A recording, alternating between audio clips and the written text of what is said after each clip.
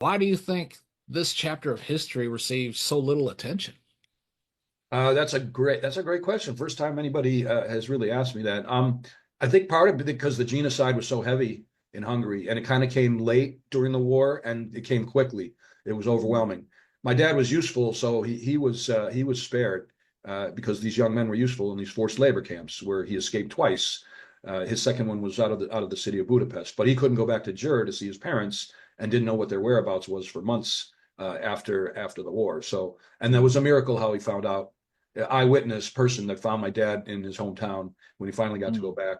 And that, it was a frightening. It had to be harrowing going back to your own old house and seeing somebody else live there and yeah, having to call the police and have them escort them in and see if there was anything left that was theirs.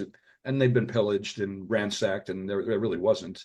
But it was sad and amazing that the Russians would even, or the Hungarians would even let him take a look inside this apartment after everything that yeah, went.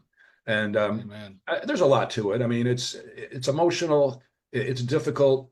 Uh, I just, like I said, the way he lived and had to put up with all that and then become a doctor, redo his residency, learn English, deliver 10,000 babies in the Detroit area, which is the punchline. That's redemption. I mean, it doesn't bring back his parents, and it doesn't bring Yeah, back my mom's grandfather, who was a rabbi, and he also perished at Auschwitz. Real threats to society. My dad's father, who perished, was a dentist, and my dad's mother was a super kind person. They were nice to the less fortunate. They gave free dental treatments. They shared food with people.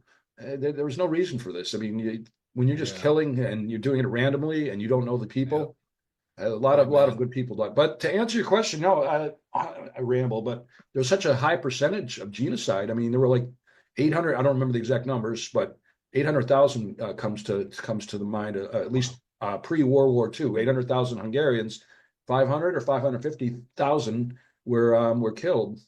That might not count who was missing, who was murdered out in these forced labor camps, who Yeah, got ill.